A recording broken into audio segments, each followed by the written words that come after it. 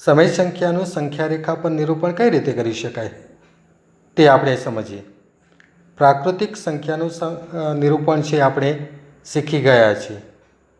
પ્રાકૃતિક સંખ્યા એટલે શું એ પણ આપણે શીખી ગયા છીએ. અહીં જો ચિત્રમાં કે પ્રાકૃતિક સંખ્યા જે છે એ 1, 2, 3, 4 એમ અનંત સુધી જમણી તરફ આગળ વધતી જતી સંખ્યા છે. અહીં સંખ્યા રેખા એ 1ની માત્ર જમણી તરફ જ આગળ વધશે. બીજી બાબત સમજીએ પૂર્ણ સંખ્યા. આપ જાણો છો પૂર્ણ સંખ્યામાં શૂન્યનો સમાવેશ થાય છે.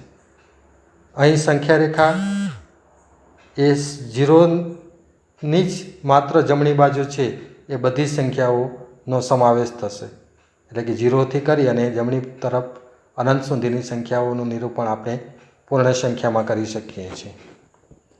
એના પછી આવે છે પૂર્ણાંક સંખ્યા. તો પૂર્ણાંક સંખ્યાઓમાં સંખ્યા રેખાની બંને બાજુ એટલે કે શૂન્યની બંને બાજુ, શૂન્યની જમણી તરફ 1, 2, 3, 4 એમ ધન સંખ્યા અને ડાબી તરફ -1, -2, -3 છે એ ઋણ પૂર્ણાંક સંખ્યાઓ છે એ આપણે સંખ્યા રેખા પર જોવા મળે છે અને એનું પૂર્ણાંક સંખ્યાનું સંખ્યા રેખા પર નિરૂપણ કરી શકીએ છીએ. આ પૂર્ણાંક સંખ્યા થઈ. હવે પૂર્ણાંક સંખ્યામાં ઋણ પૂર્ણાંક, શૂન્ય અને ધન પૂર્ણાંકનો સમાવેશ થાય છે એ બાબત પણ ધ્યાન રાખીશું. સમય સંખ્યામાં શું થાય છે જોઈએ. તો સમય સંખ્યામાં ધન પૂર્ણાંક અને ઋણ પૂર્ણાંકની વચ્ચે પણ એક એવી સંખ્યા આવે છે.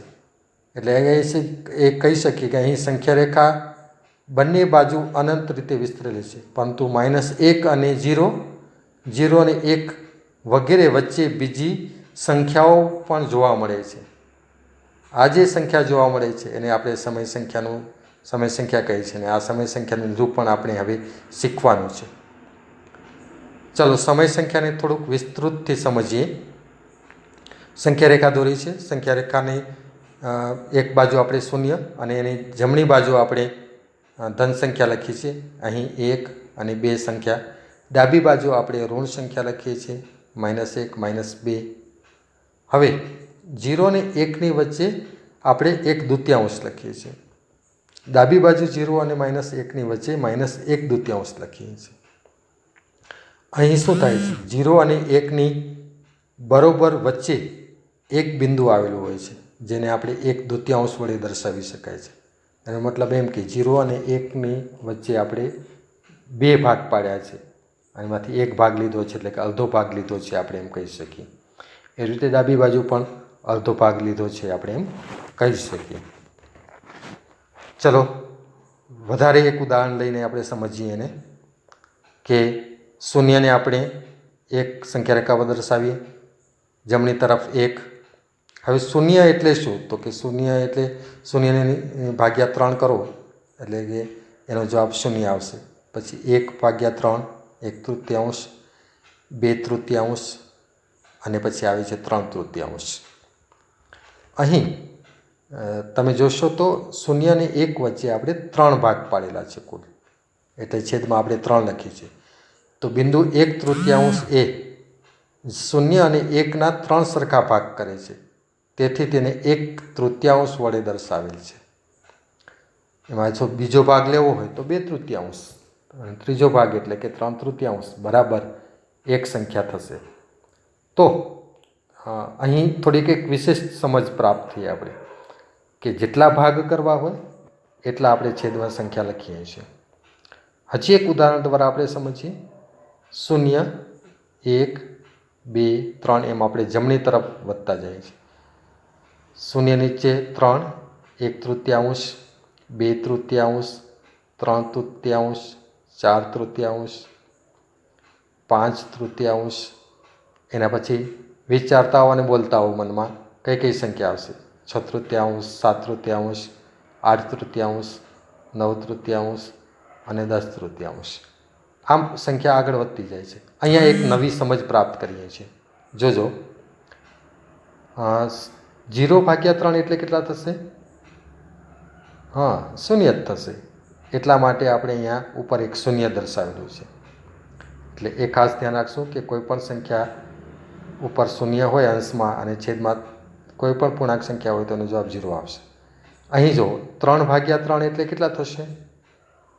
હા, 3/3 એટલે 1, એટલે 3/3 એટલે 1 થશે. એના પછી 6/3 એટલે કેટલા થશે? એનું અતિશંક સ્વરૂપ કેટલું થાય? તો કે 3 દુ 6 એટલે 2 થાય. એટલે આપણે અહીં 2 લખીએ છીએ. એટલે કે 6/3 ભલે લખ્યા હોય પરંતુ એની અભિવ્યક્તિ આપણે 2 પણ કરી શકીએ છીએ. એના પછી 3 નંબર ઉપર આવીએ છીએ આપણે, તો 9/3 છે. વિચારો, 9/3 એટલે કેટલા થશે? એનું અતિશંક સ્વરૂપ થાય છે 3 તેરી 9 એટલે 3 થાય છે.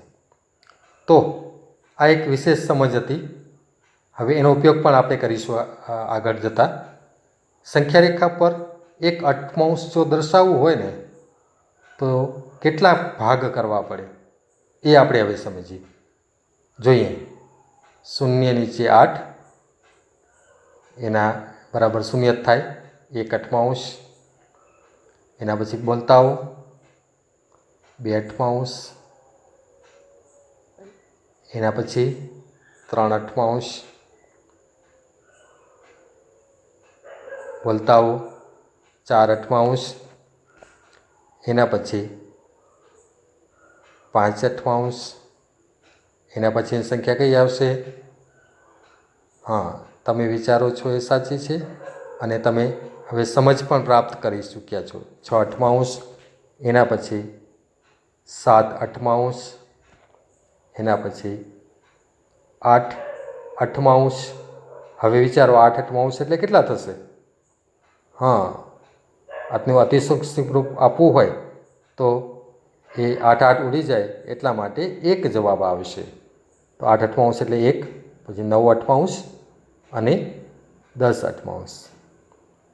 હવે અહીં જુઓ, આપણે 1/8 એ ધન સંખ્યા છે એટલે શૂન્યની આપણે જમણી તરફ ખસ્યા બધા, અને છેદમાં 1/8માં 8 છે એટલે આપણે 0 અને 1 વચ્ચે આપણે કુલ 8 ભાગ પાડવા પડે. અને અંશમાં જે સંખ્યા દર્શાવે છે 1, તો આપણે પહેલો ભાગ લઈએ છીએ. તો આ પહેલો જે ભાગ છે એ 1/8 દર્શાવે છે. તો હવે ખાસ એ ધ્યાન રાખશો કે છેદમાં રહેલી સંખ્યા છે એ જે તે પૂર્ણાંક સંખ્યાઓની વચ્ચે કેટલા ભાગ પાડવાને એ દર્શાવે છે, જેનો આપણે મહાવરો વારંવાર કરીશું. આપણે સંખ્યા રેખા પર 7/5 દર્શાવવાના છે. તો એનો મતલબ એમ કે 2 પૂર્ણાંક વચ્ચે 5 ભાગ તો થવા જોઈએ. જો સરળતા ખાતર આપણે કરવું તો આવી રીતે આપણે પૂર્ણાંક સંખ્યાને ચડતા ક્રમમાં લખતા જઈએ.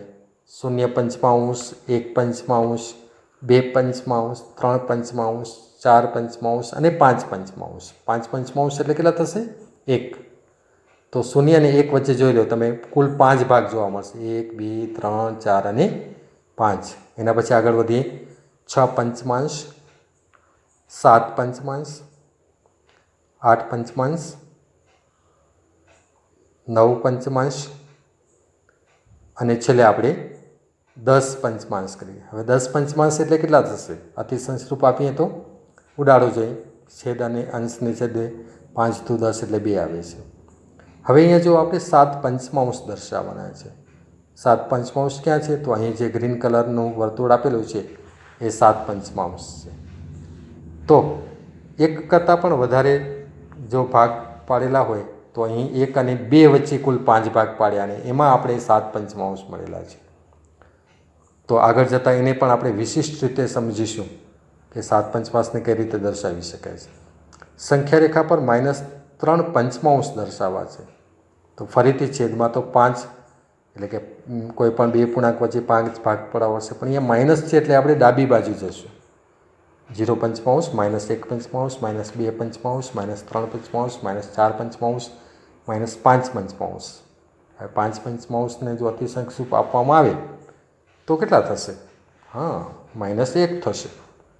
અહીં જો 3/5 આપણે સંખ્યા રેખા પર દર્શાવી દીધું, જે શૂન્યની ડાબી બાજુ છે. તો આ રીતે છેદમાં રહેલી સંખ્યા છે એ